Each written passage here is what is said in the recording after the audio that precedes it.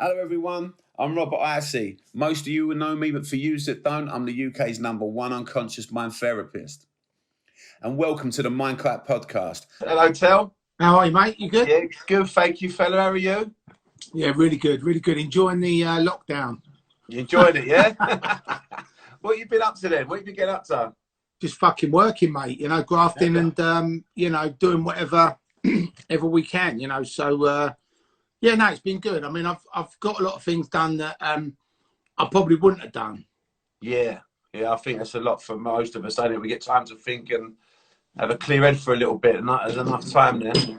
But yeah, so I've been looking forward to you coming on, mate. Right. I say you've done so much for your life. I don't know if you've seen what I've been doing, but I'm doing lots about visualizations, a lot on the mind. I've had, lots of successful people like yourself on. I mean, you're talking to like people like Dane Kelly Holmes, how he started all of the the ocean bars off and stuff, and looking at the thought process behind it.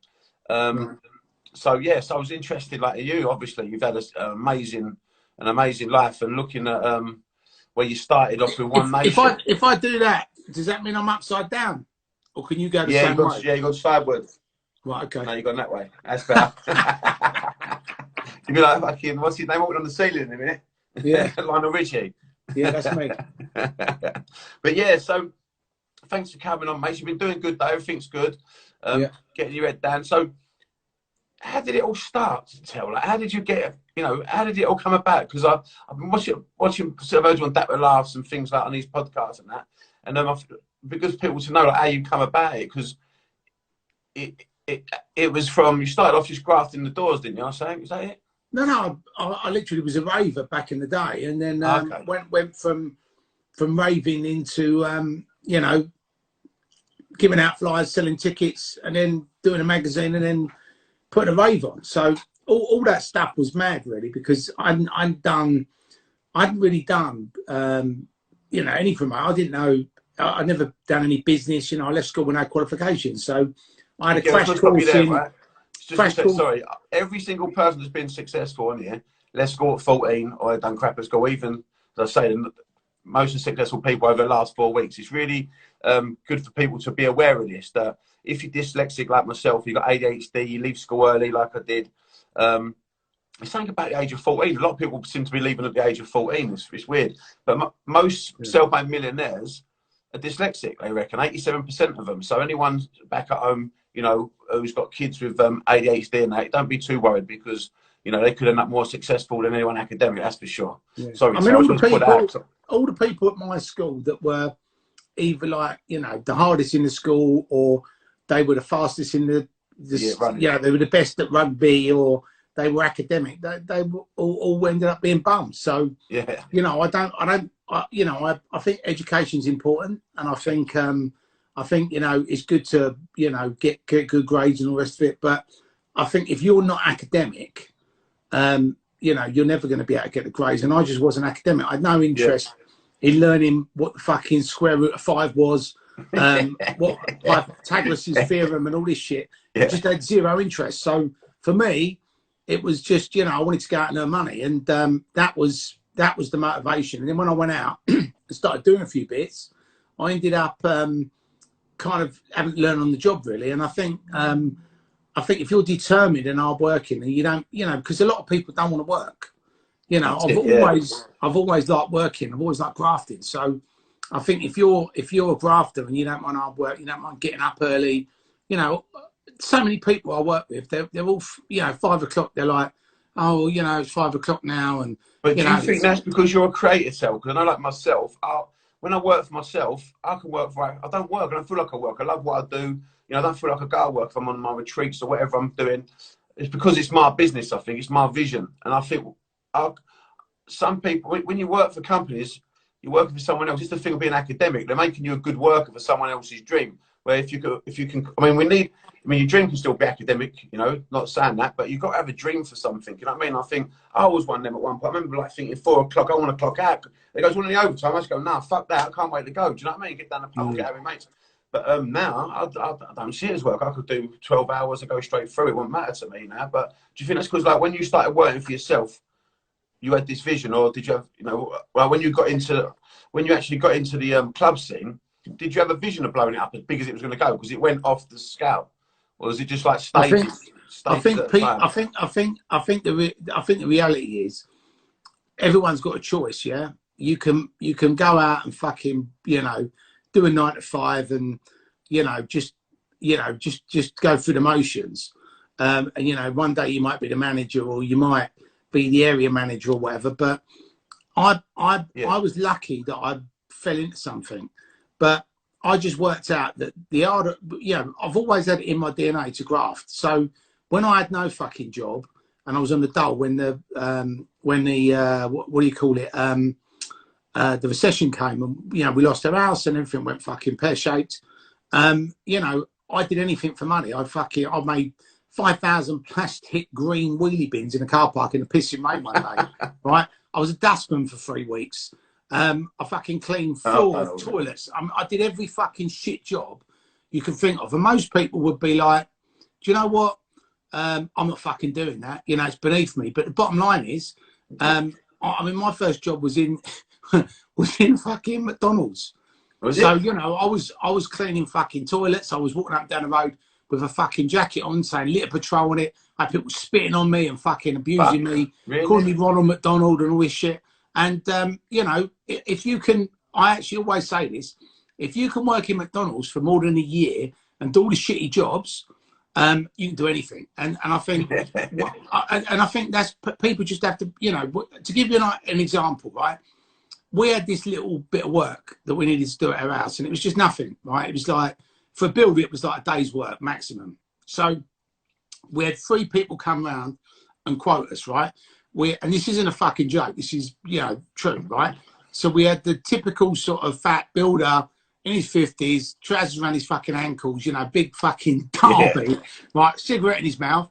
And he was like, you know, you know, it's a few days' work, and all this. And it was all a bit like, fucking hell, you know, this geezer's hard work. And then he went, you know, it's going to be 600 quid. And someone else come over, a slightly younger fella, and he was like, you know, I'll come and do a little bit, but, you know, it took me a couple of days, you know, it's 350 quid. And then a Polish fella come round, and he looked like a fucking serial killer, but he just literally turned up, and he went, I do it now, £100, right? So I went, fucking done. And he did it, and he done a fucking bang-up job. And the reality is, right, when you're in that mindset where you just want to fucking graft, you know, you're not trying to think of an excuse to fucking draw it out for 3 days and sit on your ass and fucking go home at 3 o'clock and fucking go down a pub at lunchtime and all this shit. They just want to graft, get paid, and fucking go on to the next one. Yeah. And I've always been like that. And I think if you have that vision, it doesn't matter what you do, if you just go, you know what, fuck it, I'm going to work. You know, obviously, if you're working for yourself, you know, you're going to make more money, right? But if you're working for someone else, obviously the harder the work, the richer they get. But at the same time, you know, sometimes people have to do that. You know, the only reason I went into business was because I had to, because I was fucking skint. You know what I mean? If I hadn't have been skint and I was looking for anything to make... Where was you from? I was off a council estate. Was you from a like working class? Yeah. Yeah. Yeah. I was conceived in Brixton. And then London, conceived in Brixton, and then went to Putney, then Kingston, then I moved out to Bracknell, then Camberley. But I was always, you know, on the council estate. We didn't live in any nice areas, and the mentality of all the people on the council estate was, you know, this is what you do, this is how it is, you know. And when I started working for myself and I wanted to crack on, people was like, get in your fucking lane. You know what I mean? They was all a bit like, you know, this is how it is up here. And it's just like, no, that's why you're still on here, mate. That's, you know, if you want to get off the fucking estate, that was my, you know, go and have a graft. That was my motivation, mate, to get out. I had an uncle that lived in West Kingsdown, and since I was a kid, I went down there, felt like I was right in the countryside, and I had that vision that I wanted out, you know what I mean? But I'm still love my roots. But on the estate I used to live on, I used to walk, used to go down, cross over the road and walk down this thing called the A30, right, which is London Road in Camberley. Yeah. And to get into Camberley, you could either walk down the A30, which was just like walking down a dual carriageway, or you could walk through the posh fucking estate. So I used to walk down the posh estate, look at all the houses and go, fucking hell, I'd love to have one of these. And then I think because of that, that made me visualise it. Even though I didn't know anything about visualisation or using the power of positive thought, I just looked at it and thought, I want to fucking be in one of them. Do you know what I mean? And I think that actually helped me, because I think if you get something in your head and you go, actually, I want to do that, then, you know. Definitely. The vision definitely counts. Yeah. I mean, people say it's all mumbo jumbo and bollocks, but, you know, I left school with no qualifications. I didn't know anything about fucking positive mental attitude or thinking, or I didn't know anything about any of that, but did it, you know what I mean, without knowing. And then later on, when I started reading up on all these books, I just thought, started putting two and two together. Fucking hell, I've been doing this for fucking years, you know what I mean? I seen a thing on Jim Kerry. He said he used to drive up, similar to what you're saying. He said when he was skint delivering pizza or something in 1984, I think it was, he used to drive up to Mulholland Drive in LA, park in his car, and he said, he didn't know what he was doing. He does now. He's massive in the mind, like you're saying about yourself, you understand it. But he said, I used to drive up into LA, park outside these gaffes, all the rich lives. And he went, I used to sit there and I used to visualise producers coming up to me saying, I like your work, and like all things, like all these sort of things I want, like cars, whatever. And he said, I've never done it because I knew what I was doing. I've done it because it made me feel good. And he went, that's how I first started. And the next thing you know, they did start coming up to me and saying, I like your work and all this. You know? Hey, Jim, you're a funny fucking guy, Jim. We think you're a fucking funny guy. What's that? Oh, Goodfella. Oh, on Goodfella. Yeah. But I think I actually do. You know, when you actually look at funny guy. Yeah, but when you look at all these different things, I do think that, you know, you just need to because there's an old saying, you know, if you think you can do it and you think you can't do it, right, then you know, you're right. And it's true. Because if you actually go around going, I'm a fucking bum, I haven't got nothing, then guess what? Yeah. You're going to have nothing. If you keep complaining about, I'm fucking fat or, you know, whatever, then you're not doing it. You've got to say, I'm going to lose the weight. I'm going to be, I think a lot of people underestimate the positive mental they thinking focus on the problem, try to remove the problem instead of focusing on the game. That I know that quote you're on about. It's Henry Ford. If you believe you can, or if you believe you can't, you're right. I love that as well. So it's true, isn't it? You know, you walk around going, if it's great, if it's fantastic, and then you have a nice day. Or you can get out of bed in the morning and go, I've got the I fucking hate everyone. You know, everyone's a cunt, whatever. And then you're in that mindset where you're talking yourself into a fucking. But it's like you go in a pub and you got the and you want to fucking have a punch up with someone. Well, you're probably going to have a punch up with someone because you're giving off that vibe that you're on the fucking egg. You know what I mean? So I think you just have to. You were doing box. I see. I watched little bits of documentaries on you in that. I see that you've done a bit of boxing and stuff. And when you went into that game, like you was into fitness, you was boxing, you was eating well, and that was like a mad thing for that game. It all went fucking wrong. Now, what happened there then? How did that work? Because do you know what? Someone took me to a rave and they kept going, you got to go to this rave. You got to, and bear in mind, my clubbing experience was sticky carpets, pints, the erection section where you go up to a girl and say, oh, do you want to dance? And you walk around fucking in circles with her, trying to get her drunk and take her home. And then you fall out the club, get a kebab, and then you might have a fight. And then if you're really lucky, you'd have a kebab, a fight, and a shag. So that was a good night. South London. But that was how it was. So if you go from that to then walking into a what do you call it, like you know, a rave, and there's like fucking 5,000 people all jumping around. There's beautiful looking women in hot pants all coming up to you going, oh, come on, let's have a dance and all that. You do actually think, fucking hell, you know, this is like I've flown to a fucking different planet and I've been let loose. So that was what turned my eye, if you like, and that's what made me, you know, do the you know, that's what drew me into the club scene. Do you know what I mean? And then after that, you've got to tell the story about the when you said, because you weren't there weren't no bullying going on in your clubs or nothing, was there? There was no aggro. I remember you said there was no aggro in there. It was like everyone would have a good time partying. You know, it was the days of the ecstasy and everything. But there was a geezer. Then someone come robbing in there once, and then do you know what? The problem when is, you put them on stage. That one, that's a belter. If you got 5,000 people right in a rave, and bear in mind, like everywhere in England now has been gentrified, yeah. So So if you went to Brixton or Hackney or Stratford, 20 years ago, it was a different place, right? But now it's like nice. You walk around there now and it's like fucking hell, everyone's. It's like loads of posh people and it's all fucking hippies and like I don't know what you call them. They're like fucking all wandering around doing yoga and fucking it's hugging trees and that. But we did have people because they were in those areas. You had the gangs coming in and they just thought, well, there's 5,000 people in here, we're going to make some money. So the only way to stop it was to educate them, and that was by either beating them up or stripping them naked and put them on a stage, and then and saying to them, walk through the crowd, because I stopped the music and say, this cunt is mugging people in this rave, and he's now leaving, and then they'd walk out, and you'd have everybody in the road just punching the fuck out of them. So you didn't have to do anything yourself. You didn't have to do anything. You just threw them out. Let the ravers do it. You know what I mean? But I don't know if you heard that, guys. What he used to do is it's a blind day. So strip, if they caught someone mugging someone, they'd catch the bully, take him backstage, strip his clothes off, stick him on the stage, over the mic, tell the whole club that he's been robbing people, and chuck him out. I thought it was a blinding way. To be honest, yeah. When we did Garage Nation, we had a few problems, I suppose really with the garage crowd, they used to dress up, it was all about champagne, all the girls were dressed up, whereas in a drum and bass rave, you'd have everyone like in tracksuits, trainers, I think it was always a little bit more lively, especially the jungle scene, you know what I mean? But but that was it, what the police should do now is they should adopt my tactics and they should just drive around in a fucking white van.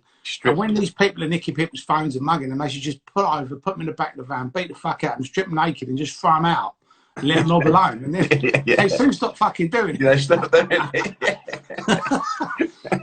Old school methods. So how did you so anyways, so when them clubs things, it went right off, didn't it? Globally, didn't it really? Didn't you go like it started off, to be honest, I didn't know how it was going to go, but it went well. And we ended up, within a year, it was sort of big. And then it started going all around the country. Then it went all around the world. And crazy. I think sort of 6 years down the line, I was actually looking back on it thinking, fucking hell. How the fuck did I do that? It's mad. I mean, it is mad. It is fucking You're too busy looking forward, I suppose. All the time, no choice, did you? The next goal, the next mission, the next country. Yeah, when you're in it, you don't realise what's going on. You know you're working hard and you know you're earning money, but you don't know. I don't think you get a chance to appreciate it. Yeah. And that's my only regret. I think I was in my 20s, and I was that hunger, isn't it? That hunger. Honestly, in my 20s, I was a different person to I was in my 30s, and now I'm in my 40s. I'm even more. Every decade I change. So I look back in my 20s, and I just think I can't believe I just fucking do that. And I think that was, but you grow up. You know what I mean? I think as you get older, your priorities change, and you don't really want to be in a fucking rave till 6 a.m. Wearing a bulletproof vest with a load of fucking lunatics around you. You know what I mean? So much better nowadays. And how does that go? How does it go from there into the acting? I mean, how the fuck did that happen? Well, no, because you've been in a lot of stuff. I mean, was it like you was in My Family in 2003, done EastEnders, One Man and His Dog, Baby Juice Express, The Build, Crash. I mean, it just goes on and on and on. It's like, it's mental how you've gone from being a club promoter to now you're producing as well. So I sold out of it in 2003, and then just as I sold out of it, I had people. I had a guy phone me up and say, "I'm making a film. Do you want to be in it?" And I was like, "Yeah, why not? Be a laugh." And then that's what got me a taste for it. And then I got an agent, and then got a few auditions, and then I sort of started nicking some parts. So how did you have any lessons, or did you just go and fucking blag it? What's that, mate? How did you learn to act? Did you just blag it? Just what you knew on the street? No, anyway? I didn't fucking know. I didn't know anything about acting. I grew up watching movies and I love movies. But, when I actually went into it and I started to work, I realised, it's not just about fucking learning your lines and turning up and saying them. You have to fucking do the bits and pieces. So I went to acting school, and my wife thought I was fucking mad. You know what I mean? She said, well, you're going to fucking school. You're 31, And I was like, well, I'm going to learn how to do it properly. You know what I mean? And I did that for 2 years. But what was interesting was the guy who taught me was this guy from New York. And he actually said to me, he said, Terry, you can do all this stuff. You can read all the books. You can go to fucking RADA, whatever. But he said, the only way you're going to learn to act is if you actually do the work. So he said, focus on actually doing the work. Forget the fucking lessons and the stuff. Actually do the work. And he said, if you do this for 20 years, you know, after you've done it for 20 years, you can call yourself an actor. But he said, you know, you're not an actor till you've been working for 20 years. So I've got 2 more years to go, and then I'm going to start telling everyone I'm a fucking top actor. That's brilliant. That Tamer, he said the same. He said he learned on set as well. We had the same similar story to you. He got offered for a movie and that, and he said he learned as he went. I mean, he was lucky. He was lucky, Tamer, because, you know, I think his first film was Football Factory. Yeah. Is that his first one, yeah?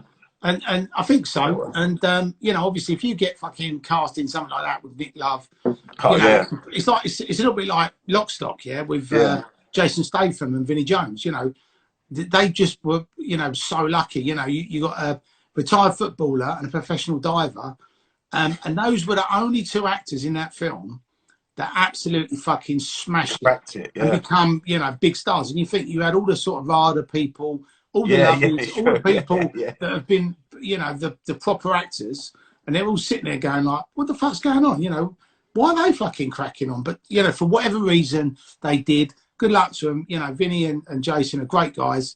And, you know, I sort of wish them all the luck in the world. But that is how fucking mad the business is. You know, business you can be, in the right place at the right time. Because it can also be the opposite, can't it, the people? It's not being in the wrong place at the wrong time. For the rest of us, we have to work our bollocks off and fucking... and that was it. You know, we did... How was that, though? Because, I mean, going into acting and getting EastEnders, it must have been a belter for the, like, your early career. Like, it must have been quite... Do you know that? It was... I mean, 20 million people watched that. So it was mental, fucking... That was when EastEnders was like, you know, everyone watched it, you know what I mean? But... you know, it's awkward. I mean, you know, you do it, and because it was my first job, I didn't know what I was fucking doing, you know. So I'd like to go back on it at some point and terrorise somebody, maybe Danny Dyer in the Queen vehicle. Be the bad guy. Or fucking kill. I like to kill Phil Mitchell, actually. I just like fucking iron him out. Put one in his mouth. Or Ian Bill. I'd like to fucking shoot him in the face. It's about time he goes, isn't it? It's about time he went. Fucking hell. But I think so. I'd like to kill Ian Bill. I'd like to shag Shirley. She's a weapon, Shirley. Yeah, Shirley, or what was the other one called? The bird with a curly hair. You know, was it Shirley? Was the old bird one? Yeah. You're joking. Yeah. Shirley. Who's the? Well, not your sister was saying. Who was the big bird? There was a big bird in there. I can't remember her name, but I can't. Heather, that's it. Heather. Yeah, somebody's just heathered me up. Yeah, so Heather. I mean, so I wouldn't mind having a little little film with her. Shoot Ian Bill, go out of Heather, shake Shirley, and drown Danny Dyer in the Queen. I think you'll fucking send it in. I might write it up and just post it. How about throwing a bit of Sonia in there, bit of trumpet. Get Sonia on the trumpet. Yeah. What was so? I mean, when you went into that, so what was your first film? Was that? No, what was that one? First film was Hell to Pay, right? But for some reason, it never come out till 2005. So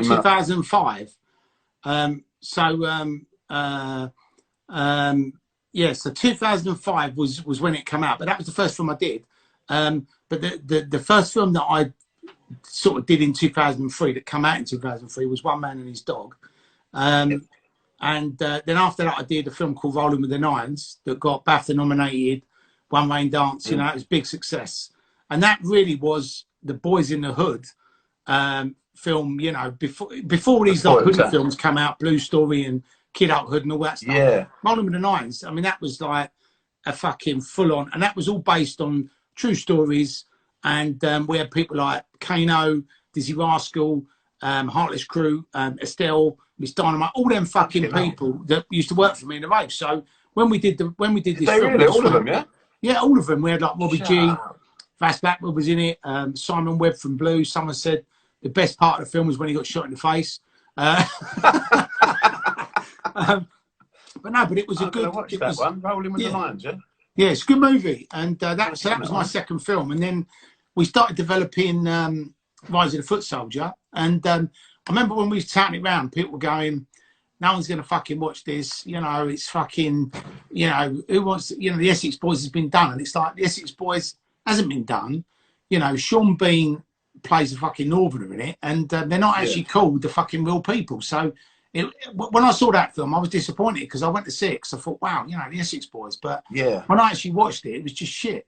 And I thought, actually, I wouldn't mind doing something with a bit of football hooliganism in it and something with, you know, a bit of Essex Boys in it. And I was at Ascot, and I was walking down from Ascot on that Royal Meeting Week.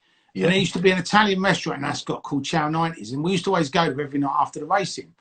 And on the Thursday night, for some reason, Carlton Leach was on the door. And he went, "Oh, Tel, you know, how you doing, blah, blah, blah. You know, you're in the movies now, aren't you?" And I was like, "Yeah." And he goes, "I saw them 2 films you made." He goes, "I really like them." He said, "You should make my book into a film." And I remember saying, yeah, all right, you know, get us a copy. And I'm sitting down and he brings it over. There's a picture of him on the front, and it was called Muscle. And I remember like looking at it and thinking, who's going to want to fucking watch a film about a doorman, right? But then I just thought, you know, I was polite to him and I went, yeah, I'll read it, I'll have a look. And then I went home and I couldn't put the fucking book down. I mean, it was a really good book. And it was like Goodfellas meets fucking The Football Factory. That was what the book read like to me. Yeah. And all the stuff with Nigel Benn and fucking the Essex Boys and all that stuff. But the problem was we couldn't fit it all into one film. So when you watch the original Rise of the Foot Soldier, it's like 2 films. It's like the first half is about Carlton and the ICF, and then the second part is about the Essex Boys. So it was a little bit of, it was a little bit odd. And then you had people that liked Carlton, and you had people that was like, fuck Carlton, I want to watch the Essex Boys. So I think then what happened, they did the second film, which was, you know, what Carlton did after the Foot Soldier thing. And then I think, you know, I don't know what Carlton did after that, but I think people started saying, "Oh, you really got to do the you know, some more of Tony, Pat, and Craig and all that." And it was all a bit like, well, they're dead, you know, it's a bit difficult. And they said, well, you know, nobody's actually gone into the Pat Tate or the Tony Tuck story or this or that. So then they went, all right, well, let's do the Pat Tate story. And you know, what's interesting, right, is you had a few people like moaning about it, saying it's fucking shit, and why have you done that? And, you know, it's ruining the brand, and, you know, you're all too old to play the actors and all this, the characters. But the reality is, right, those fucking films did massive business. I mean, huge business in America, in Germany, in Australia, in New Zealand, in England. So whether you fucking like them or not, people are still buying them. People must like them. Yeah. You know, when the last one, The Foot Soldier 4 Marbella, come out, that was #1, right? So that was #1 when it was released on the, there's a thing called Premium Video on Demand, which means when the film's out in the cinema, you can also watch it on iTunes or on Sky, but you pay 10 quid for it, right? So it was #1 in the charts for that. And when it came out in January, it was fucking #1 again. So you got Once Upon a Time in Hollywood, you got all these fucking £100 million films, and then you got a little fucking £1 million film there kicking their asses, right? So but then you've got all these fucking pricks online going, oh, you know, why don't you give it a rest and all this shit? But the reality is, if people stopped buying them, they wouldn't be making. They wouldn't be out there, yeah. So you know, everybody says the first one, you know, was the best one. Some people think the fourth one is as good as the first one, or, you know, is better.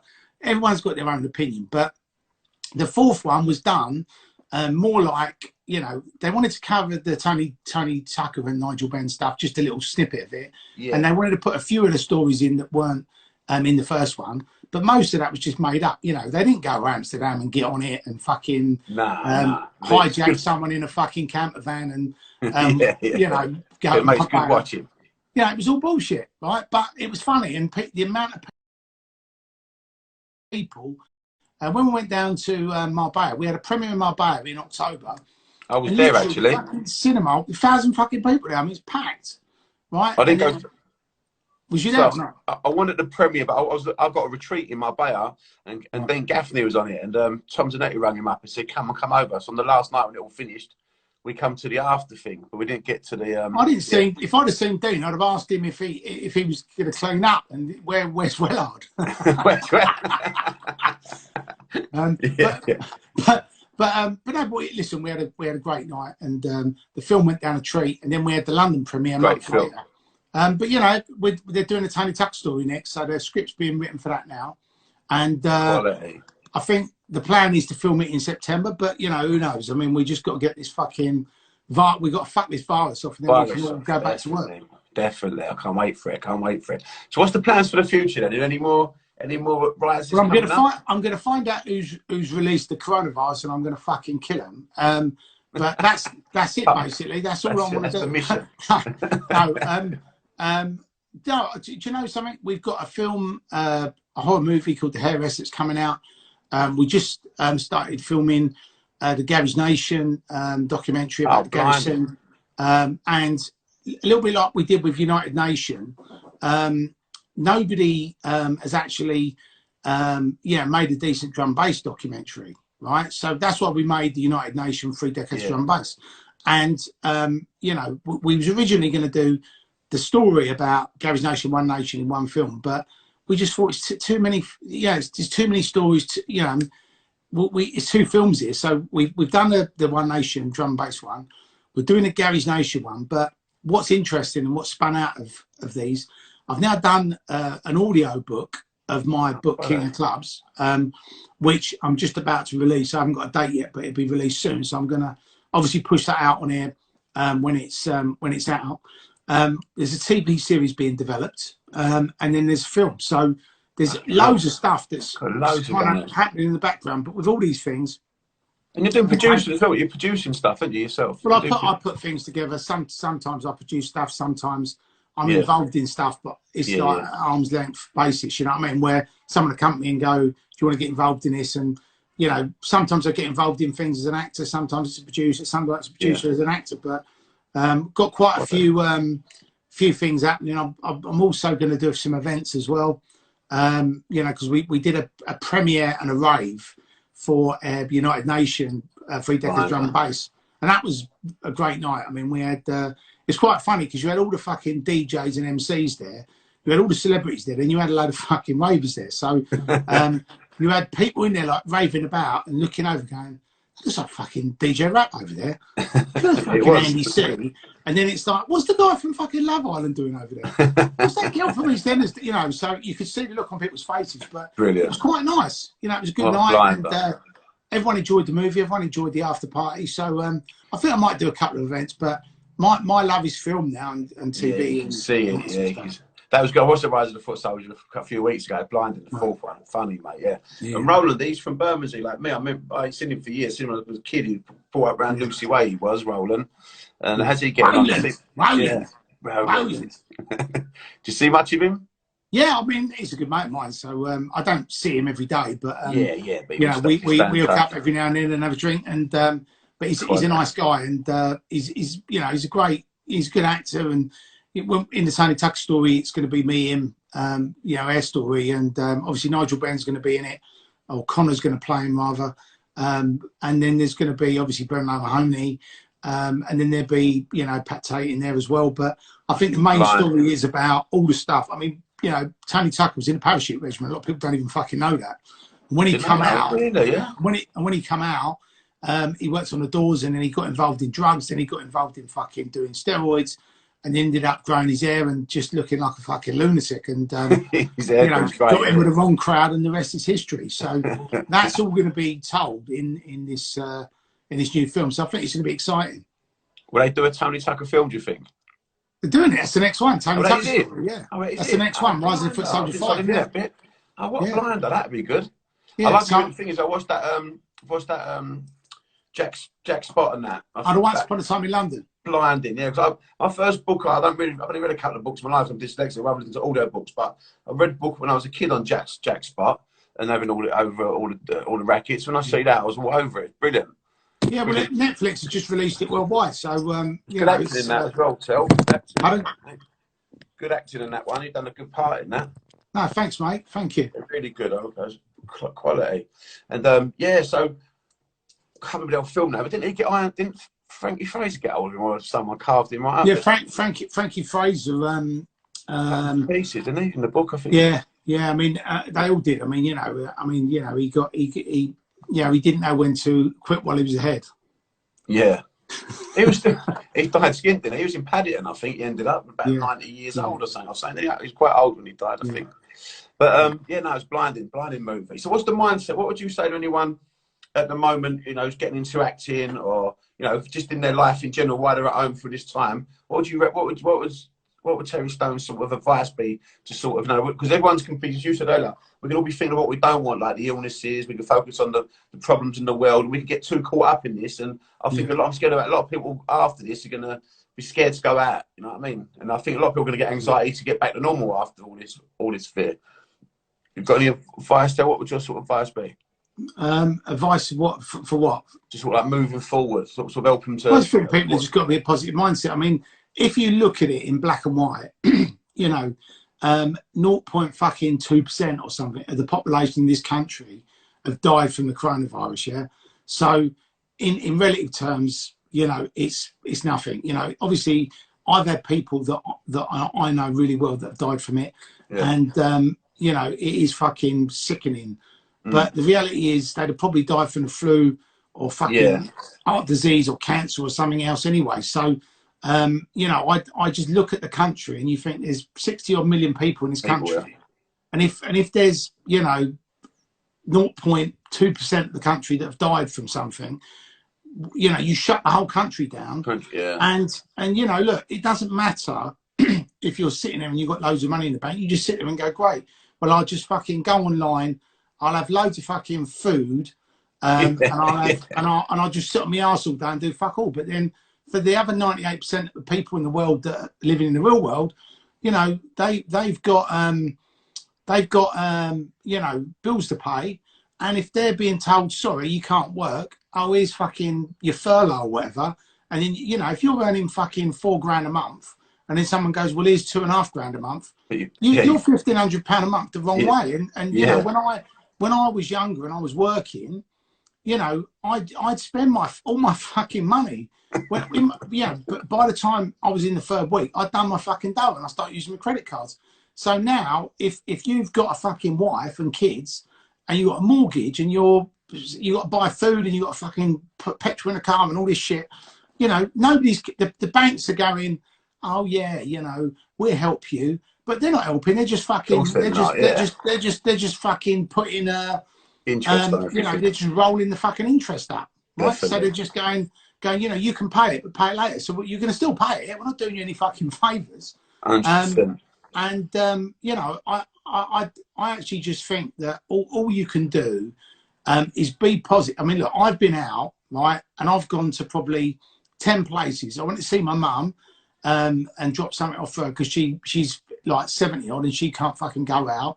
And I did a few little bits for the NHS, but all the stuff that I've done and everywhere I've been, right, there's nobody, maybe one or two people out of probably 30, right, that I've seen that are actually wearing masks and gloves and, taking the precautions that when you watch these videos in China and stuff, and you think, fucking hell, what's happening over there, right? But, there's all them people walking about just going, well, fuck it, I'm not wearing gloves, I'm not wearing a mask. And then you go, well, there's no fucking, there's not a massive spike in it. No. And if you've been to 10 different places and and it's the same everywhere you go, I can't say it's the same for the whole country, but if a lot of people are just saying, "Oh, who cares?" It's not taking it seriously. There is no spike, and it's locking everybody up. I think it does more harm to people's mental health, to people's businesses. I mean, there's people that I know. Sam, when people get stressed, we release our cortisol. Cortisol's a poison that the brain releases into the system. And when we live in these high frequencies of stress, and every day we're looking at a telly and stressing, I mean, not me, but people are, they're looking at a telly and panicking, they're releasing this high cortisol, and this is going to start damaging your organs, if you like it or not, because no living organism can live in a high state of stress because of the cortisol. So, more they will get more illnesses. The only thing that I've done personally is I've made myself busy. So if I haven't got anything to do, I'll create something. Yeah. If I want to watch something, but I'm just trying. I think you've got to keep yourself busy, because if you keep yourself busy, you're not thinking about it. But I think if you are sitting indoors, I mean, the worst case scenario, and this is probably 80% of the country right now, 80% of the country is sitting indoors, thinking, you know, how the fuck am I going to survive? How the fuck am I going to pay my bills? So, you know, being cooped up, you know, because 0.2% of the population have died from this thing. And you know, you read the papers. Now, if there was consistent stuff in the papers and on the TV, you know, I think it's more compelling. But when you look at it and it's people saying, well, you know, it affects fat people. Well, it affects black people. Oh, it affects old people. It's changing with 5 minutes. But now it affects young people, middle-aged people, healthy people. It affects all these different people. So you just start thinking, well, what is it? What is it? Do you know what I mean? And then some people are saying it's a virus, some people are saying it's a biological thing. The actual reality is nobody fucking knows. So when you hear all this stuff, you do sit there thinking, like, what the fuck's going on?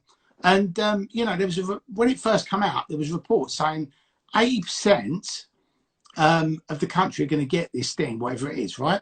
So you think, well, locking them up, when they let them out, they're going to fucking get it anyway. Get it anyway, yeah. What's the point? I mean, I know people. I think what's going to happen when everyone's out again, it's going to spread again. I want it to take another 6 months. But the reality is this, right?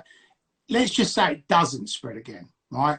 Then, you know, well done for the government, and you know, it just goes to show what the fuck do we know, right?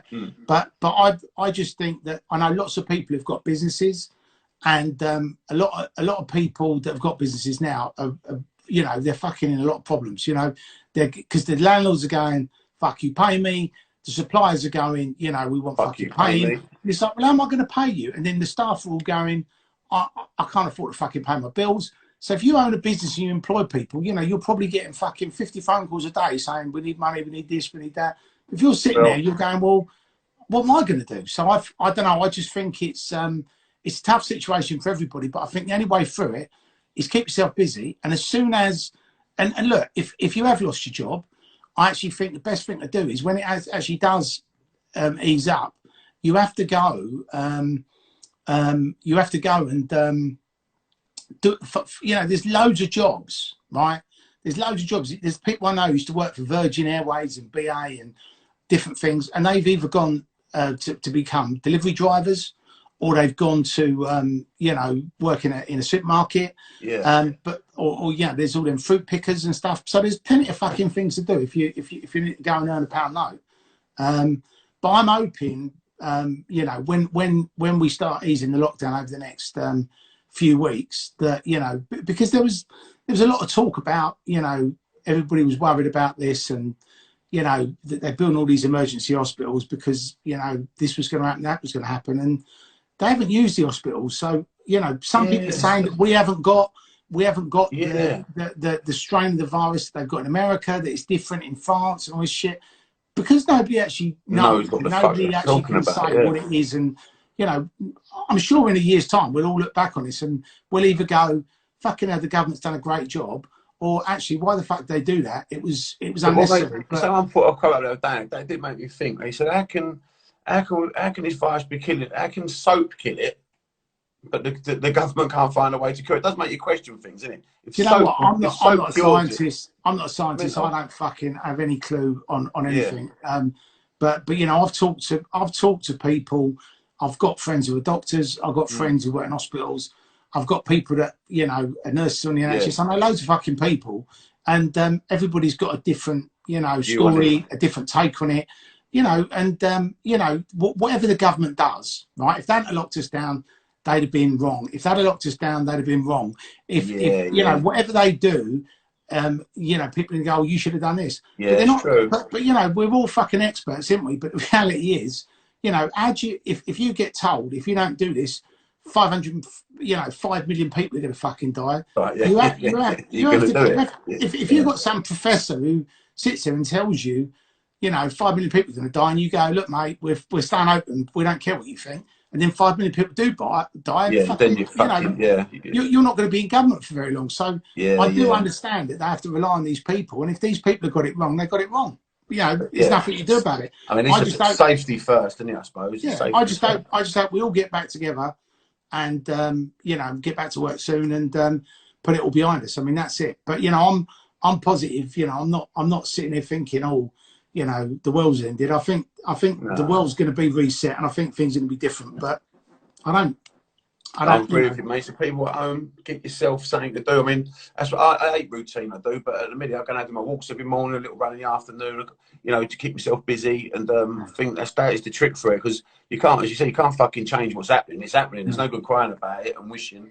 I mean, my business in Spain sale is going to be, it's looking fucking hard at the minute, because, you know, it's just that if you paid everything up for the year, and now I'm sitting here, nothing coming in. So, you know, everyone's in the same boat. But I ain't sitting here worrying about it, because I am worried about it. There's nothing I can physically do at the moment until this is over. So, but I think that's it. Everyone's in the same base. Everyone's in the same base. You know what I mean? So, you know, I mean, that's the only good thing about it. Everyone's in the same place. So, you know, there's going to be people making money out of it. Obviously, you know, everyone started selling fucking hand sanitizer for 10 quid and face masks for 20 quid on eBay. Every celebrity I've seen has become a fitness instructor. And they jumping up and down, you know what I mean? It's fucking mental, but I suppose at least they're doing their bit, do you know what I mean? Yeah. But thank you for your time, mate. Absolute legend stories, absolutely brilliant. Yes. Yeah, thank you very much, mate. Thanks for having me on, mate. It's good to talk to you, Rob. Yeah, no, I really appreciate it. So honestly, that's brilliant, mate. I love all the stories. I love the. I'll see you after lockdown, mate. We'll have a beer, eh? Yeah, definitely. All right, see you later, mate. Thank you, Terry. God bless you. Thank you, mate. Thank you.